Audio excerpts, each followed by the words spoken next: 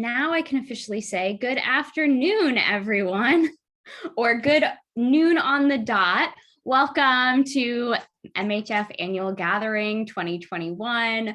2 years ago, I don't think we could have imagined doing annual gathering this way.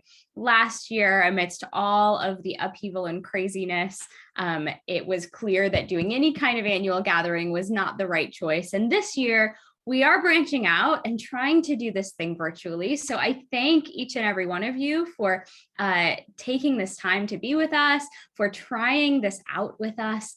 I'm really excited for each of the sessions that we have planned over the course of this weekend. And just hope that this is a time that is supportive for you, that sparks some new ways of thinking, that builds relationships with each other. So I'm not going to say too much more because we have our sort of official welcome at 1 o'clock, and I want to turn things over to Beth for this wonderful workshop, and right now to Wanda, who's going to introduce it. Hi, as you can see from my name, I'm Wanda Tuma McDermott. I am also on the MHF board in the last several years. And I was thinking about how to introduce Beth, and I realized I first met Beth in the days of Laurelville and MNA. And then through the years, we were in fairly close geographical areas, and she very kindly helped set up clinical times for me at Hope Within in Elizabethtown for Messiah nursing students. And we've maintained that through the years. And she's also been involved with other things too through the years. I realized that she probably was the only person who ever read my PhD thesis, because we were at the same institution about somewhat the same time, and we ended up having the same thesis chair. Obviously though, Beth has used her PhD research in the real life and real world, and so is here today to share with us.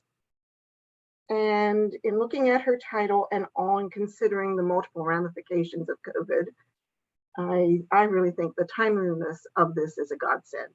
So Beth, all yours. Thank you, Wanda. And I read that because it was excellent, not only because it was helpful to my dissertation. I'm going to go ahead and share my screen. Can you see that? Okay, good. So I actually have talked about this a couple of different times, and typically I called it sitting with suffering.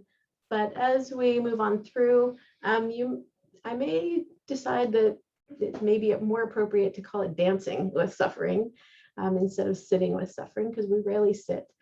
But yeah, I'm really happy to be here with all of you today as you're kicking off the MHF annual gathering. And I'd like to share with you just part of my journey regarding what I've been learning, am still learning as I sit or walk or dance with those who are suffering. So I want to take you back, but maybe it's not taking you back. I don't watch as much television anymore to know if these are still popular, but they used to have these TV programs that would show starving children, like flies on their face, terribly skinny, like just heart-wrenching infomercials trying to get you to donate money. And when I was this episode, I think, happened when I was maybe 12 or 13. I remember watching one of these and feeling physical pain, like it hurt. It hurt to watch this. And I remember going to bed that night and praying, like, God, I'd like you to take this away, whatever this is that causes me pain when I see other people's pain, like, please take that away. And as the years passed, it was clear that the answer to my request was no. God was not going to take that pain away.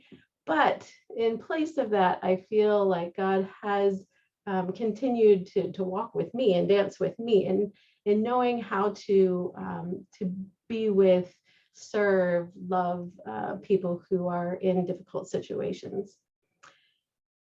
So I also want to give you just a little bit of understanding of my theology of suffering. And I'm not saying this is everyone's or it has to be yours, but just wanting to share what my understanding is.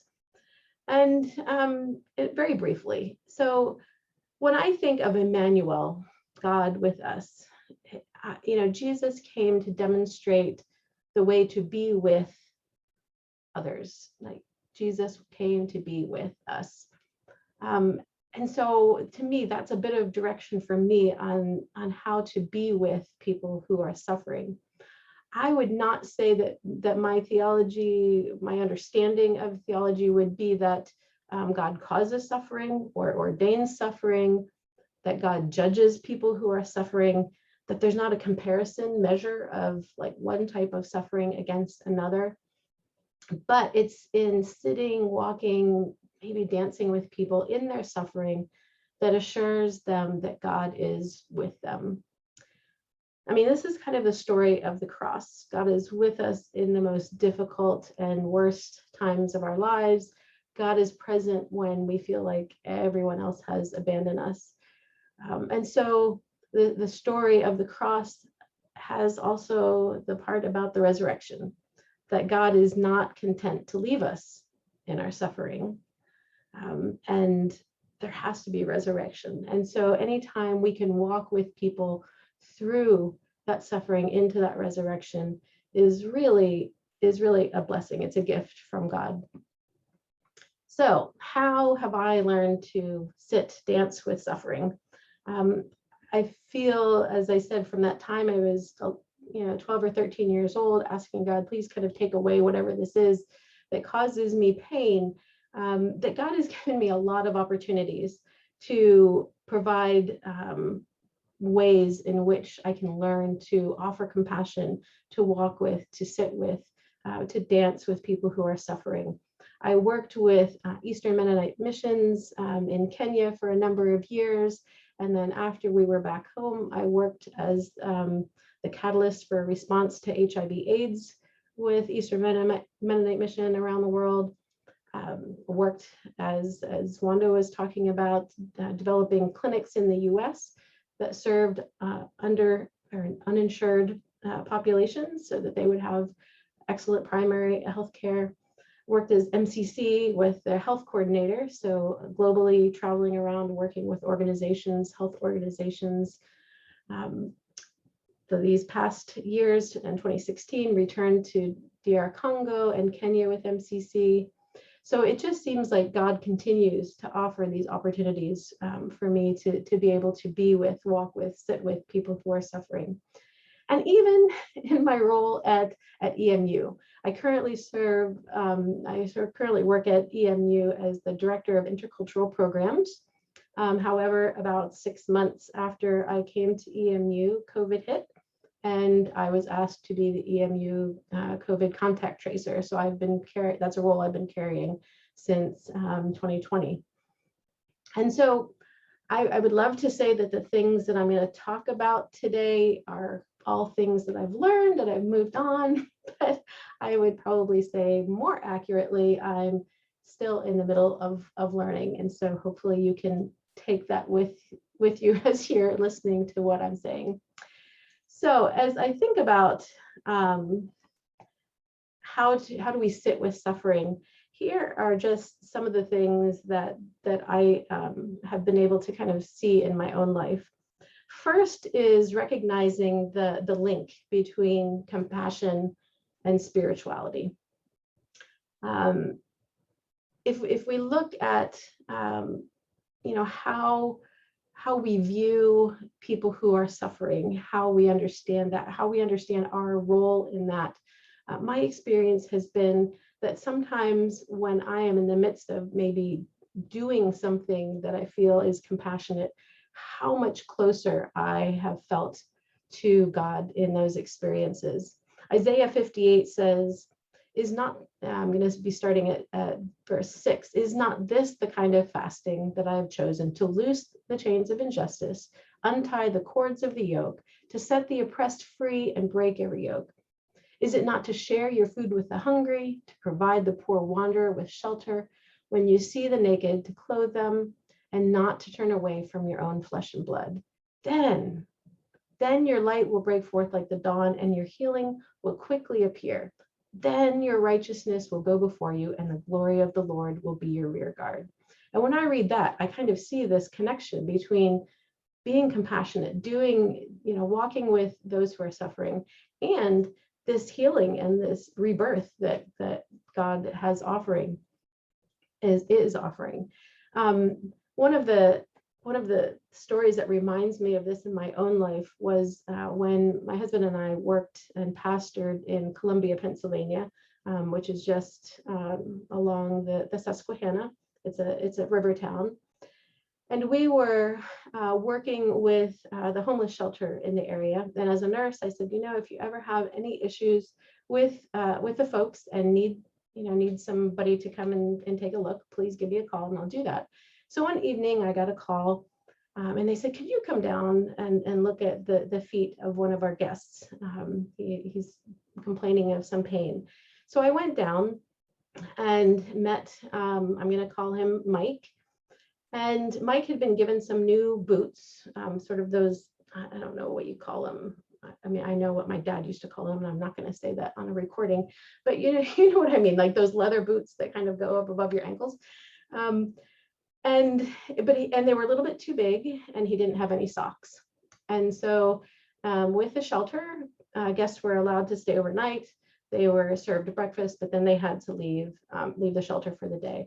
So Mike had been walking with these little bit too big boots in very sub-zero weather with no socks on. And so by the end of the day, his feet were just, he had a lot of pressure sores and they were really painful. And if you're going to work on somebody's feet who is not laying in a bed, like you have to kneel down. You have to kneel down in front of them. So I knelt down and I took off his boots, and the odor was, kind of made my eyes tear up. But then I started to wash his feet, and I looked up into Mike's eyes, and I remember thinking, I am in the Holy of Holies. I'm on my knees. I have this gift of this man here whose feet I am washing, and I feel closer to God than I have in a really long time. And it struck me that sometimes I used to think that maybe church buildings or worship services, those types of things would bring me maybe more into the presence of God. But really what it was me kneeling at the feet of Mike with his malodorous feet and washing them and treating him. The next thing that I've learned is just about listening to the voices who are suffering. And this comes from my PhD research that Wanda referred to. I did my research, it was a qualitative narrative study, and I went to Eastern Congo and I interviewed women who had been raped as part of the conflict there. It's actually something that they do on purpose to kind of decimate the communities. Because when a woman is raped in that community, in those cultures, it's her fault. And so her husband will leave her children, and the community will ostracize her. And so it's really a way, if you really want to destroy communities, that's one of the ways to do it. So when I went to Eastern Congo, I worked with an organization that did counseling and legal advice and medical advice. They kind of worked with these women on all sides. And so I made sure that the women that I was going to interview were at a place where they could be healthy and do this interview. And they actually had counselors with them, that they were allowed to choose someone to be with them during the interview, just in case that it would be too difficult. And when you're doing research like this, you have to tell people, like, this is I'm coming with nothing. I have nothing to offer you. I'm coming to listen to your story for the research that I'm doing. And it's, basically, I mean, I don't say it in that crass a way, but basically I have nothing to give you for this. And yet, as I sat and listened to these women, they were so open. They told me the story of deep pain and of abandonment, of separation from family and friends. And invariably at the end, they would also say, thank you, like, thank you for listening, which was very humbling for me. Like, I'm not doing anything for you. How can you say thank you? But what they were thanking me for was the fact that I recognized that their story was important, that I recognized, and that I sat and I listened and I didn't interrupt and I didn't keep asking questions about this or that. I just let them tell me their story of suffering. And that the second part of that, of listening, is also advocacy. And I think I'm learning over the years that advocacy, that listening also gives us that opportunity to advocate more effectively. And it takes a measure of humility, because we're now taking our cue from those who are suffering, which then takes maybe the power away from us, which I think is a good thing. So that kind of then leads me to the next thing. And that is sitting with suffering has helped me to genuinely deepen my humility. And I think, in my experience, genuine humility is important in both the development of compassion and the development of spirituality. So it's not an ego thing. And I know, we're kind of thinking, of course, humility is not an ego thing. But okay, y'all, those of you who lived and raised as Mennonites, like, we're pretty proud that we're humble. It's a thing that we're very proud to be humble. So what I'm talking about is like this deep humility where a sense of resonance with our connection, with our oneness, with all who suffer. And this is often then combined with a sense of gratitude.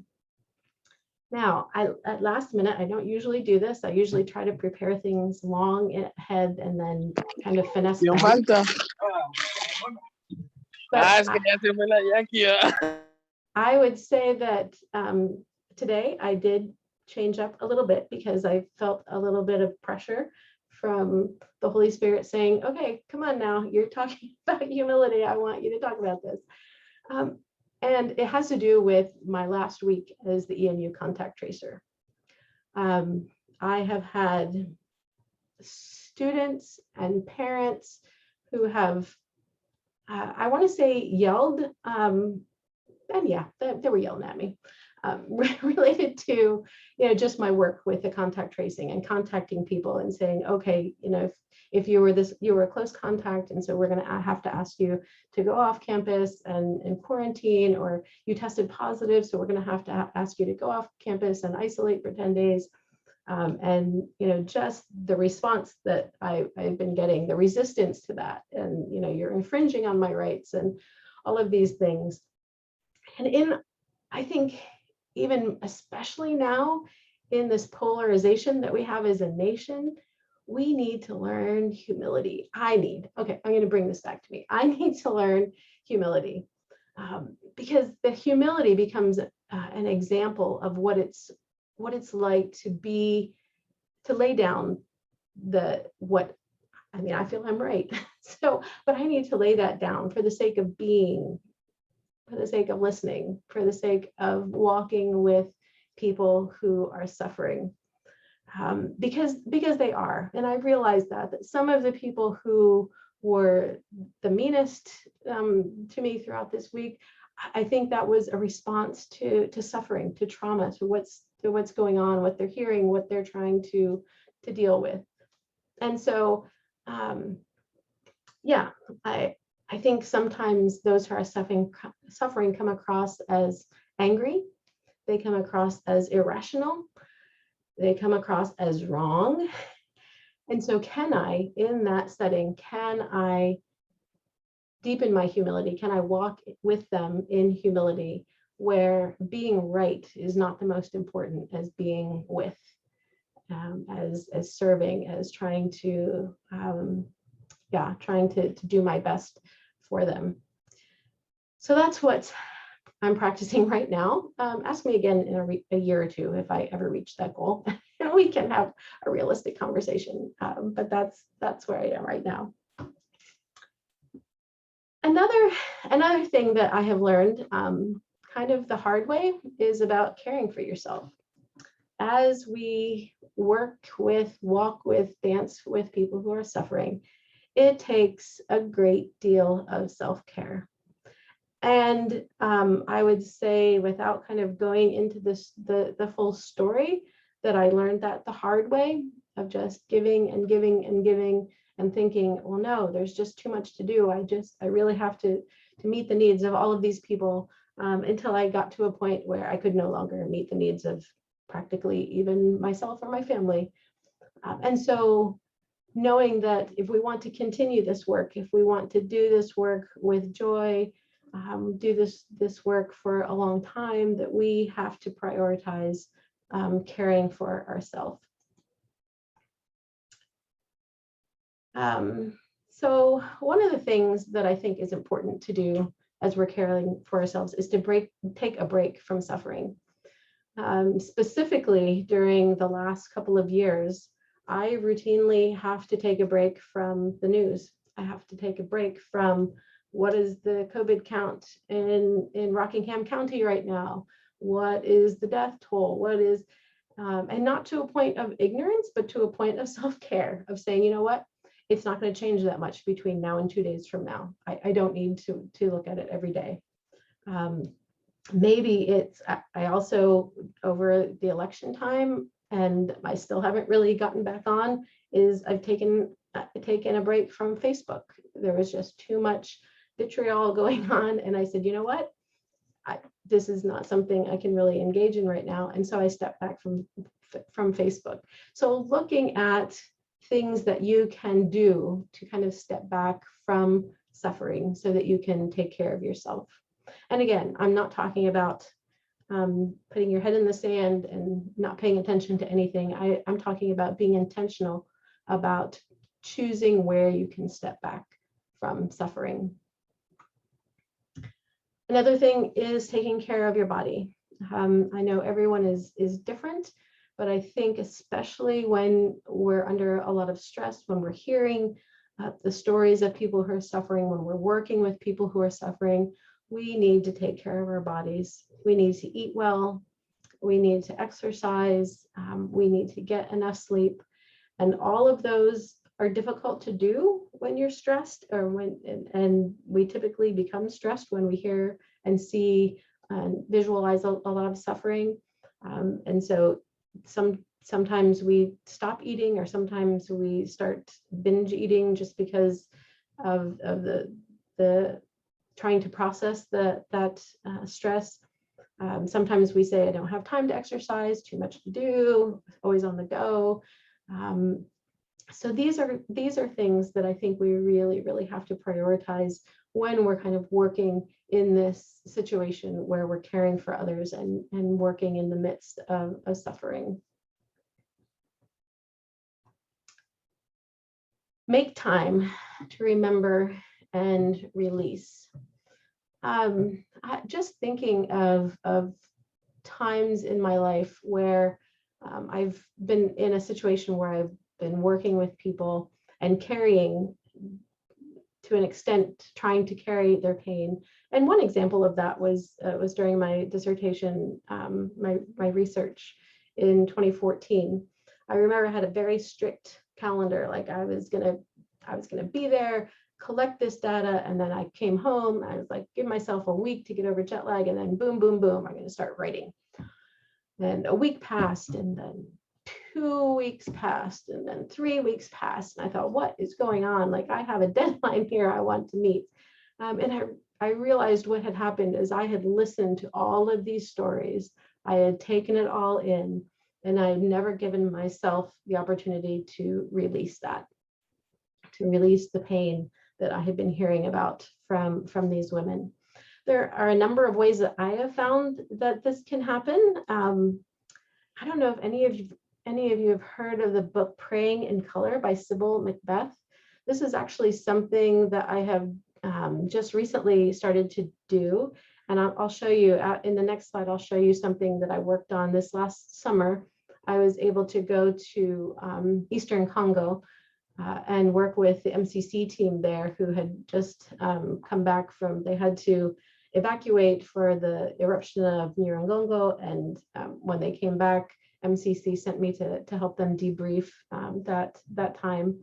And so I'll show you something by that. But it's an excellent book, and it's one of those things that it's just ideas, but what it's doing is it's helping your body and your prayer and the things that you're dealing with as far as the trauma and the stress that you've been experiencing to release that.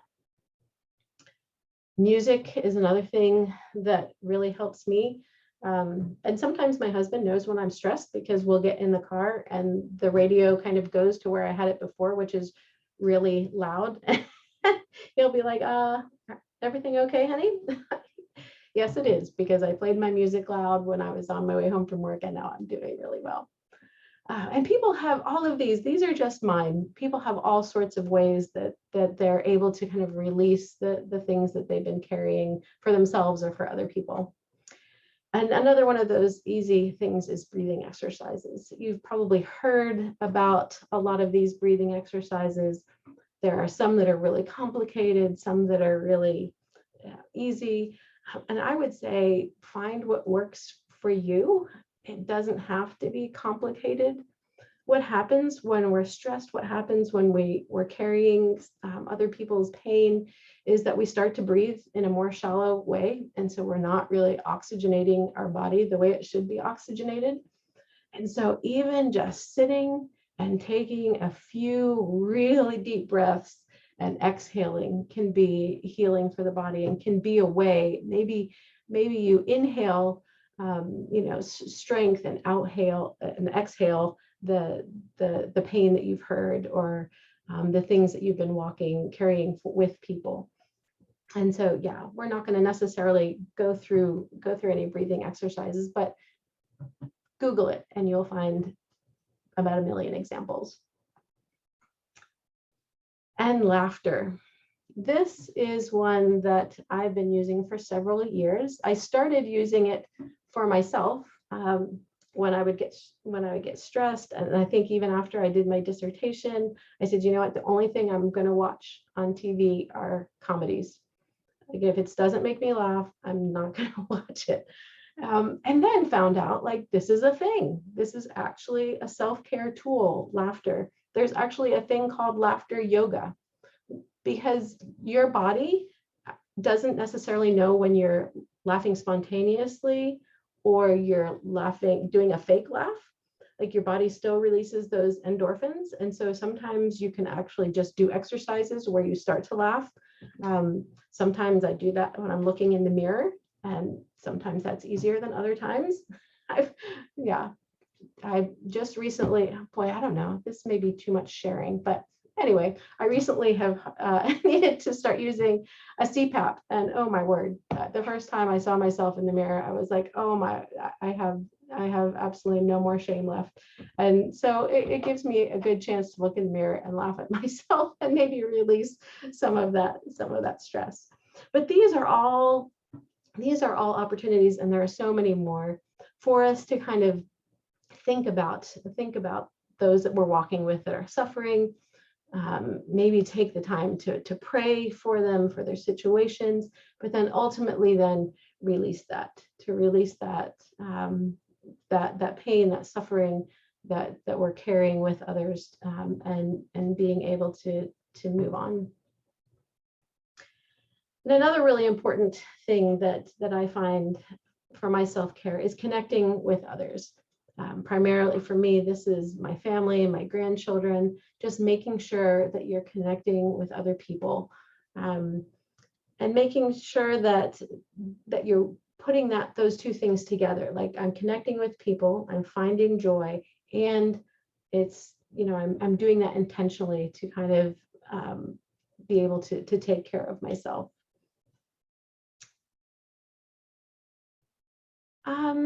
I think we're actually going to have time to do this. Oh, this is the little praying in color that I did for my trip to DRC, for the folks the MCC folks there at Nyiragongo. I actually went to, it's, I don't know if you've ever seen a volcanic eruption, but I was there about 3 weeks after the eruption. It had rained several times, And we went to where the lava stopped, and it was still steaming hot. It was incredible. But yeah, this is just an example of sort of praying in color, kind of praying through that until you'll see that I was praying for people. I was praying for things I was hoping, for unity, for resilience, for assistance to come. And so I was just sort of filling that space with prayers and thoughts, and then also using my body to sort of, which also helped me to release some of that stress during that. So what I'm going to do is I'm going to put you into breakout groups. There'll be 2 or 3 of you in each breakout group. And I will, once you get in the breakout group, no, I have to send it to you now. Sorry. I'll send you these questions that you're going to be talking about in the chat now, because I think I can't do that once you're in your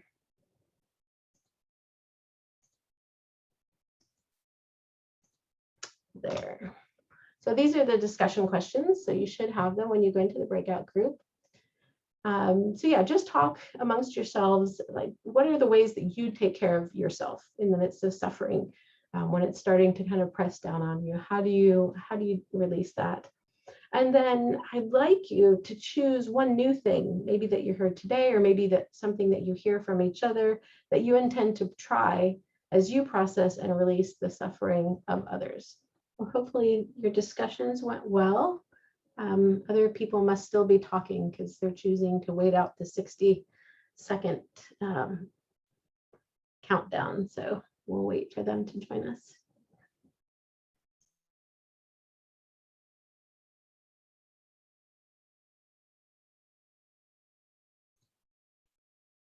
All right, it looks like everyone is back. Yeah, good. So how are your discussions? Does anybody feel like they would like to share some of their ideas or the ways that they take care of themselves?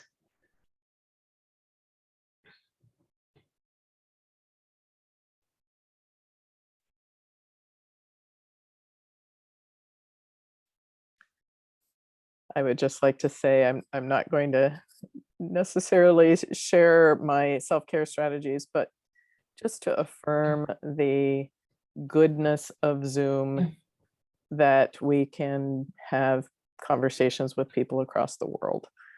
That if we were gathering in person, it would be a different experience. So I'm grateful.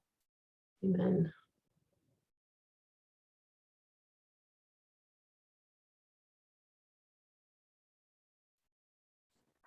So Beth, I didn't get a chance to, our group didn't talk too much about actual ways to, but we had very good conversations. But one thing I wrote in the chat that I feel like connecting with beauty, and for me, beauty means nature or natural beauty, but I think beauty can come in many different forms. It can be beauty within relationships and people, or just beauty in something that you find beautiful, your art or something. But for me, it would be nature. I think that is very restorative too, because I think that's probably one of the closest things to creation, to connecting with what's spiritual is in nature, because that's what it is. That's the essence. And then of course the people in the nature. So for me, that's important, and that's it is refreshing, nourishing, restorative. Those are my 2 cents. Yeah, I agree. I've recently, someone here at EMU is a poet and appreciates poetry, and often will start a meeting reading poetry. And yeah, that's kind of a new thing for me. Like that is so calming, and yeah, but yeah, it's very beautiful. That's what kind of made me think of it, as I've just found that her poetry and others' poetry are things of beauty. Anyone else? I'm not going to belabor this, but I want to make sure you have a chance.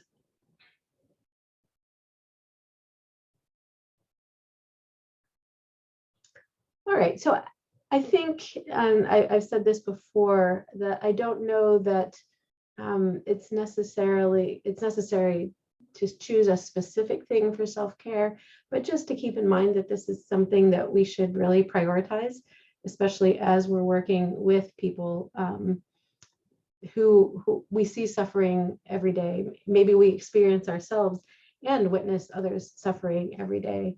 So yeah, as I kind of have looked over my journey, compassion, humility, listening, self-care, all of these things are part of that dance that I do when I walk with, sit with, dance with people who are suffering. And this is also, every once in a while, we just kind of have these quotes from people that kind of stick in our minds. And I think this one is something that I really hold on to. The miracle is not that we do this work, but that we're happy to do it. And so finding ways to make sure that that we maintain that joy as we're serving and as we're doing other things. Is it okay if we pray together? Kate, is that allowed? I'm going to actually put it up here. And Always allowed. So I'm going to put this up here, and I'm going to ask if you would pray with me, that I'm not praying this to you or over you, that we're praying this together. You don't have to unmute, but yeah, we'll be praying this together. Guardian of the seasons, keeper of every time, tune us so to your rhythms that we may know the occasions for stillness and the moment for action. May we be so prepared, so aware, so awakened in our waiting, that when you prompt us into motion, our hands may be your hands and your purposes our own. Amen.